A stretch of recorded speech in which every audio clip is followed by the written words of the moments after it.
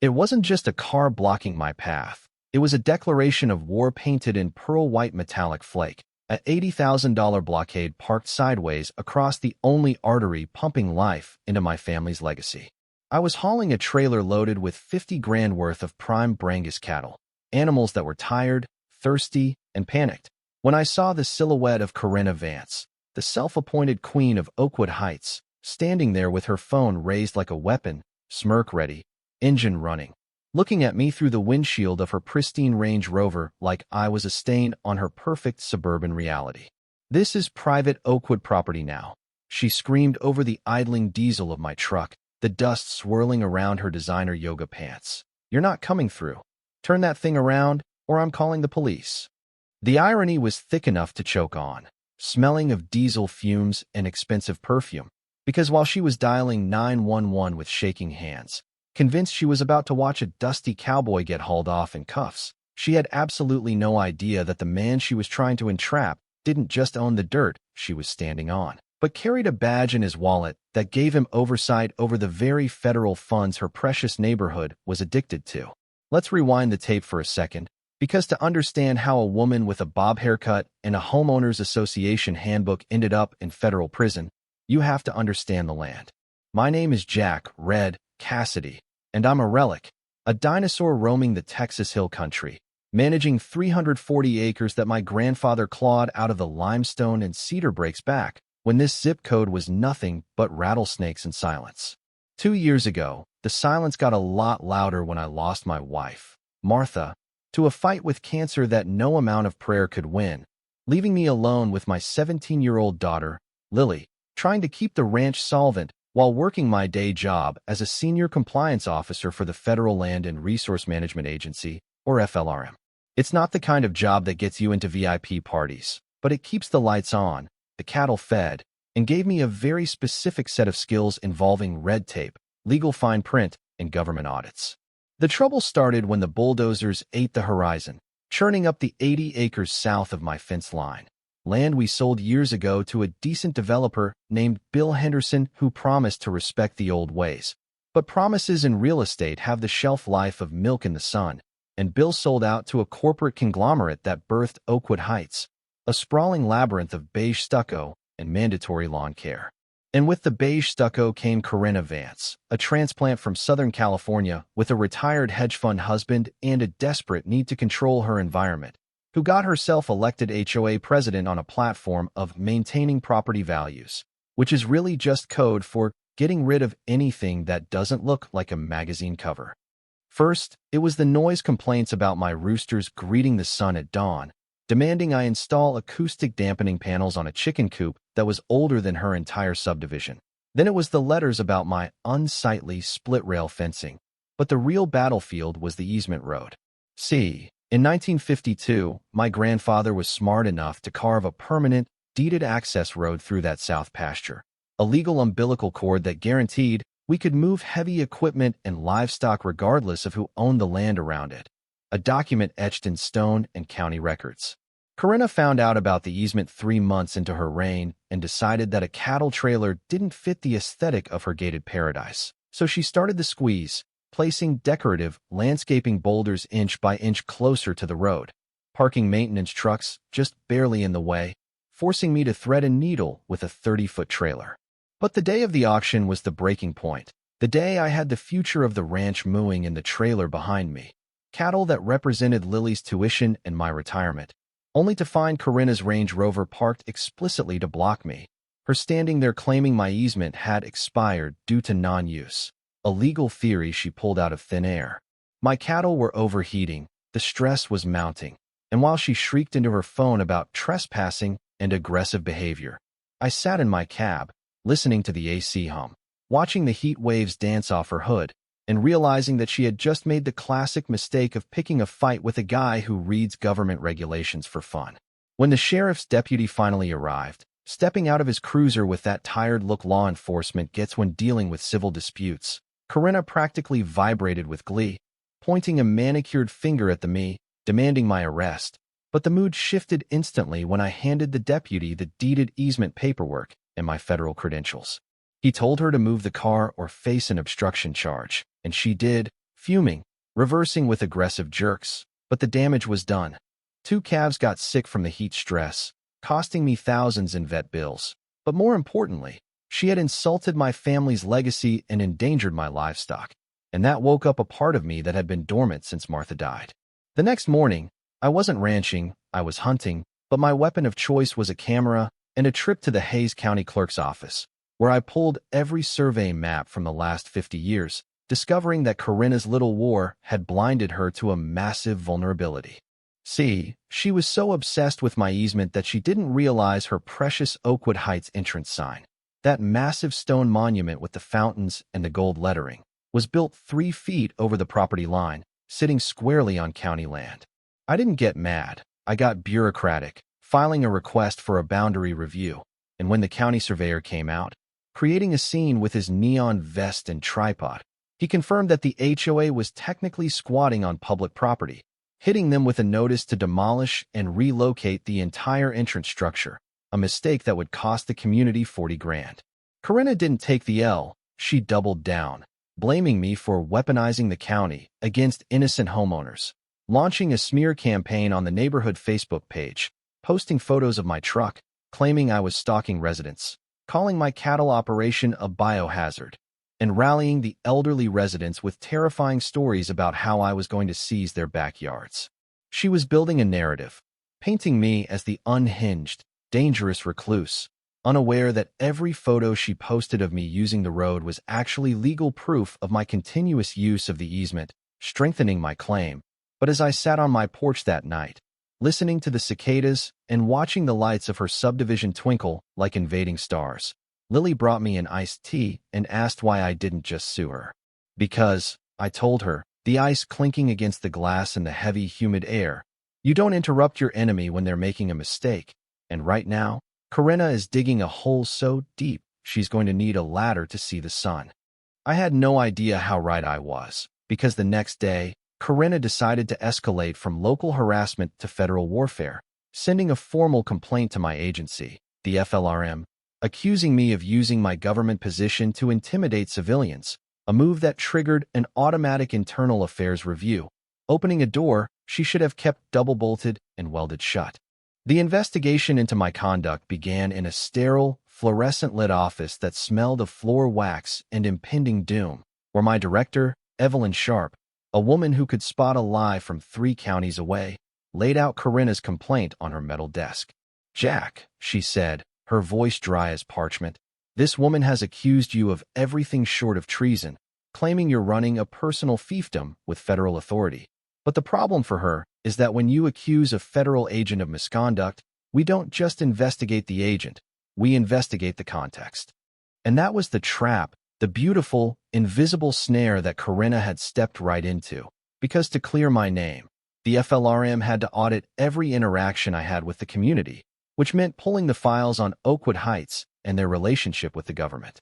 We discovered that the HOA wasn't just a club for people who love lawn rules. It was a recipient of massive federal grants, specifically the Rural Watershed Protection Grant and the Community Infrastructure Improvement Fund, totaling nearly $350,000 of taxpayer money. These grants came with strict strings attached, money allocated for flood mitigation, native species restoration, and drainage improvements. But as Director Sharp and I looked at the satellite photos and the expense reports, the math wasn't matching. The flood mitigation funds had vanished into those decorative, non-functional fountains at the entrance. The native species budget had been blown on importing exotic palm trees that sucked the water table dry and died in the first frost, and the drainage improvements were non-existent, replaced by aesthetic walking paths that actually made the flooding worse during heavy rains. Corinna had been signing the compliance reports, certifying under penalty of perjury that the work was done according to federal code, unaware that lying to the FLRM is a felony that carries mandatory prison time. Back at the ranch, the psychological warfare was intensifying, with Corinna installing high-definition surveillance cameras pointed directly at my porch, tracking my movements like I was a cartel boss, and filing complaints with every agency in the alphabet soup: EPA, Animal Control, Zoning, sending inspector after inspector to my gate. It was a parade of bureaucracy, but it backfired spectacularly because every inspector who walked my property found a model operation, compliant with every code. But while they were out there, they couldn't help but notice the violations next door at Oakwood Heights: the illegal runoff, the improper chemical storage, the unauthorized grading. Corinna was so busy trying to burn me down that she didn't notice her own house was made of gasoline-soaked rags. And then she made the mistake that sealed her fate. She went after my livelihood, pressuring the local feed store, Holloway's Grain and Feed, to cut off my credit, spreading rumors that I was bankrupt and unstable. Old Man Holloway called me, laughing, saying, "Red, this lady is calling me 3 times a day like a debt collector. You want me to tell her where to shove it?" And I told him, "No, let her talk, let her dig." Because I knew the FLRM investigation had shifted from a personnel review to a full-blown criminal probe into grant fraud. The panic set in for Corinna when she saw the unmarked sedans parked near the easement, men in suits taking soil samples and photographing the palm trees. And realizing that something was wrong, she tried to cover her tracks in a frenzy that would have been funny if it wasn't so illegal. She called an emergency landscaping renovation at 4 a.m., hiring a crew to rip out the palm trees and replace them with native scrub oak, trying to fix 3 years of fraud in one desperate night. Screaming at the workers while my own security cameras rolled, capturing the audio of her instructing them to bury the receipts and bill it to storm damage insurance. That right there was insurance fraud, obstruction of justice, and destruction of evidence, a trifecta of felonies that she handed to us on a silver platter, all while I sipped my coffee on the porch, watching the chaos unfold through the lens of a long-range spotting scope.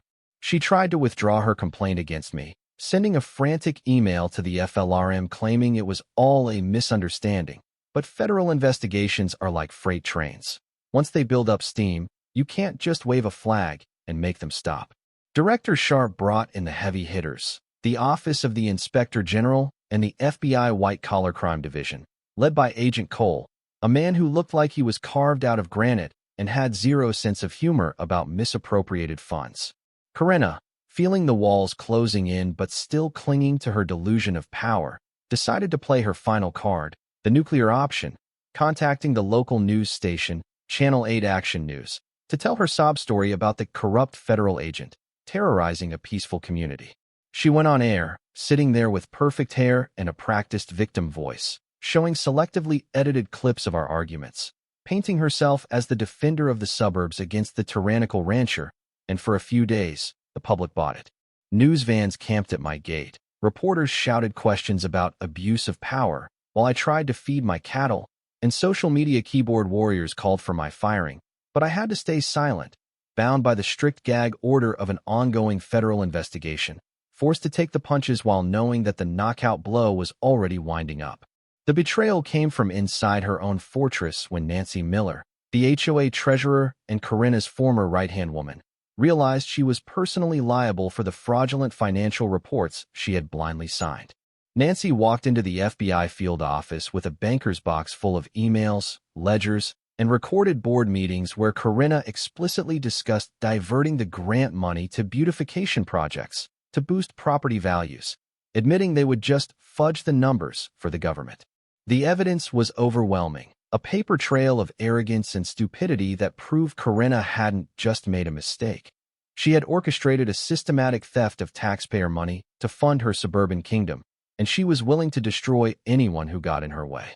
The end didn't come with a whimper. It came with the squeal of feedback from a microphone in the Oakwood Heights Community Center, a room packed with anxious residents who had been summoned for an urgent town hall that Corinna believed was her moment to rally the troops against me. She stood on the stage, bathed in the glow of the recessed lighting she'd paid for with stolen flood control money, ranting about the federal conspiracy and my personal vendetta, whipping the crowd into a frenzy of fear and indignation. I was sitting in the back row, mandated to be there as a witness, watching her perform, knowing that outside, in the parking lot, the tactical raid vans were already idling, their engines creating a low rumble that vibrated through the floorboards. Just as Corinna reached the crescendo of her speech, pointing a trembling finger at the back of the room where I sat, shouting, "We will not be intimidated by corrupt bureaucrats," the double doors burst open, not with a kick, but with the terrifying, synchronized precision of federal agents who have done this 1,000 times. Agent Cole walked in, flanked by 4 marshals, the gold lettering on their jackets catching the light, and the silence that fell over that room was absolute. A vacuum where all the air had been sucked out by the sudden gravity of the situation. "Corinna Vance," Agent Cole's voice didn't boom. It cut through the room like a laser. "I have a federal warrant for your arrest on 47 counts of wire fraud, theft of government property, obstruction of justice, and conspiracy to defraud the United States." The color drained from her face so fast she looked like a ghost, her mouth opening and closing like a fish on a dock, as the residents gasped, the murmurs turning into shouts of confusion and anger, realizing that the villain wasn't the rancher next door, but the woman standing at the podium. She tried to run, a pathetic, instinctive stumble toward the side exit, but 2 marshals blocked her path, and the click of the handcuffs was the loudest sound in the world, echoing off the cheap acoustic tiles as she was marched out past her neighbors, past the cameras she had called to film me, which were now broadcasting her perp walk to the entire state. The fallout was nuclear. The indictment revealed that she had squandered the entire reserve fund, leaving the HOA bankrupt and the residents facing a special assessment of thousands of dollars each to repay the stolen grants, shattering property values overnight. 6 months later, the courtroom of Judge Arlene Thorne was quiet, the air conditioning humming as Corinna stood there in an orange jumpsuit that clashed horribly with her complexion, listening to the consequences of her ego. She got 5 years in federal prison, followed by 3 years of supervised release, and was ordered to pay $400,000 in restitution, stripping her family of their assets, their home, and their status. Everything she had tried so desperately to protect by attacking me. The judge looked over her glasses and said, "Mrs. Vance, you used the shield of community leadership as a sword to attack a neighbor and rob the taxpayers. And today, that sword has turned in your hand." Back at the ranch, the silence has returned, but it's a good silence now, the kind that smells of rain and sweetgrass, not tension and diesel. Oakwood Heights is under new management. A humble guy named Dave who came over, shook my hand, and asked for advice on how to actually fix the drainage issues, and we worked out a plan to replant the easement with native wildflowers that benefit both the cattle and the view. Lily and I sat on the porch last night, watching the sun dip below the hills, the cattle lowing softly in the distance, and she asked me if I felt happy about what happened to Corinna. I thought about it for a long time, watching the fireflies dance in the twilight, and I told her, "Justice isn't about happiness, Lily. It's about balance. It's about knowing that when you push against the world with lies, the world pushes back with the truth, and gravity always wins." But it makes you wonder, doesn't it? In a world where HOAs wield power like little fiefdoms, where neighbors turn into enemies over a property line, how many other Corinnas are out there, stealing from the pot and blaming the guy next door? Is it justice that she lost everything? Or is it a tragedy that she was so consumed by control that she couldn't see the prison she was building for herself? Drop a comment below with your worst neighbor horror story. Did you ever have to go nuclear to protect your peace? Don't forget to like and subscribe for more stories from the edge of the grid. Because out here, we don't call the cops, we check the deed, and we let the cows come home. I'm Red Cassidy, signing off.